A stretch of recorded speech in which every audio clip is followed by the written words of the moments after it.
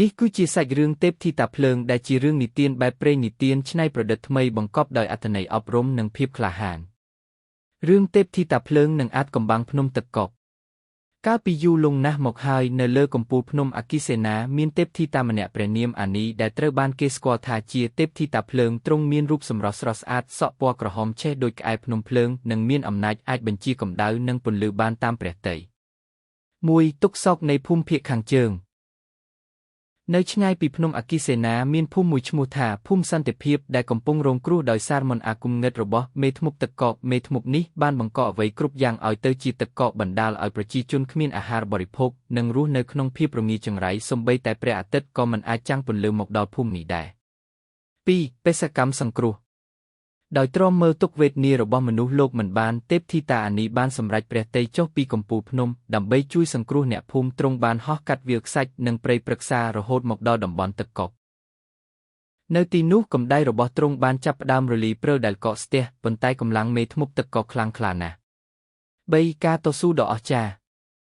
មេធ្មប់ទឹកកកបានប្រើវេទមន្តបង្កើតជាព្យុះសង្គ្រាទឹកកកបោកបក់មកលើទេពធីតារាងកាយរបស់អានីចាប់ផ្ដើមចុះខ្សោយកម្ដៅក្នុងព្រះកាយក៏ស្រុតចុះប៉ុន្តែនៅពេលនោះកុមារាម្នាក់ក្នុងភូមិបានរត់មកកាន់ដៃទ្រង់ហើយនិយាយថាសូមទេពធីតាកុំបោះបង់ពួកយើងអីពន្លឺរបស់អ្នកគឺជាសេចក្តីសង្ឃឹមតែមួយគត់របស់យើងដោយមានកម្លាំងចិត្តពីក្តីស្រឡាញ់របស់មនុស្សលោកទេពធីតាអានីបានប្រមូលផ្ដុំថាមពលចុងក្រោយរួចបញ្ចេញពន្លឺយ៉ាងសន្ធោសន្ធៅដែលមានរូបរាងដូចជាសត្វហង្សភ្លើងពន្លឺនោះបានបំបែកមន្តអាគមងឹតនិងរលីមេធ្មប់ទឹកកកឲ្យคล้ายជាទឹកភ្លៀងដ៏ត្រជាក់ត្រជុំវិញ 4. សន្តិភាពនិងការចងចាំបន្ទាប់ពីជ័យជំនះទឹកកកដែលរលីបានคล้ายជាប្រភពទឹកស្រោចស្រពដំណាំដាំដុះភូមិសន្តិភាពបានត្រឡប់មកមានជីវិតជីវ៉ាឡើងវិញទេពធីតាអានីត្រូវត្រឡប់ទៅភ្នំអគិសេនាវិញប៉ុន្តែទ្រង់បានបន្សល់ទុកនៅត្បូងភ្លើងហិតមួយគ្រាប់នៅកណ្ដាលភូមិដើម្បីរក្សាកម្ដៅនិងការពារអ្នកភូមិពីភាពត្រជាក់អត្ថន័យអប់រំនៃរឿងនេះចង់បង្ហាញថាពន្លឺនិងក្តីសង្ឃឹមតែងតែអាចយកឈ្នះភាពងឹតបានជានិច្ចហើយសាមគ្គីភាពរវាងទេវតានិងមនុស្សលោកគឺជាកម្លាំងដែលមិនអាចកាត់ថ្លៃបានតើអ្នកចង់ឲ្យខ្ញុំបន្ថែមឈុតឆាកប្រយុទ្ធឲ្យកាន់តែរំភើប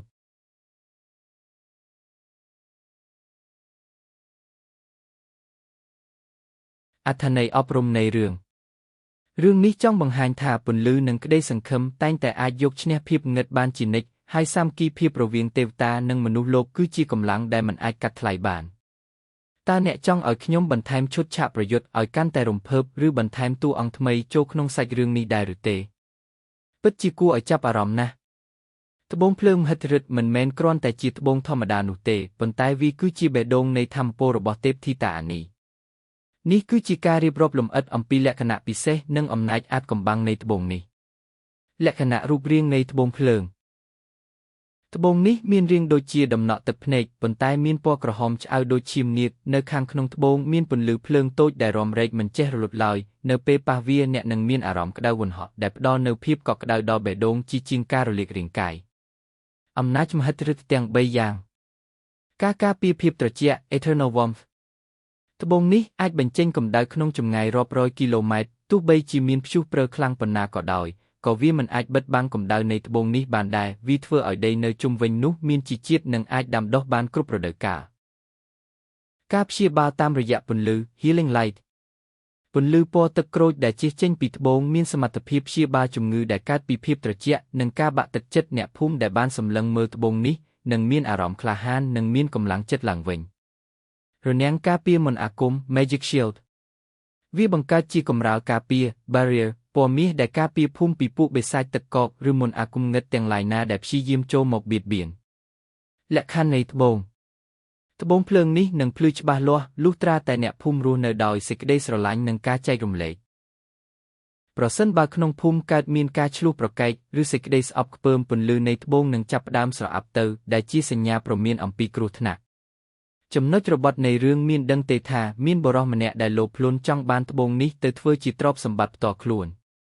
តើអ្នកចង់ឲ្យខ្ញុំសរសេរភាគបន្តអំពីមានអ្នកមកលួចត្បូងនេះឬចង់ឲ្យខ្ញុំរៀបរាប់ពីពិធីបុណ្យបូជាត្បូងភ្លើងរបស់អ្នកភូមិ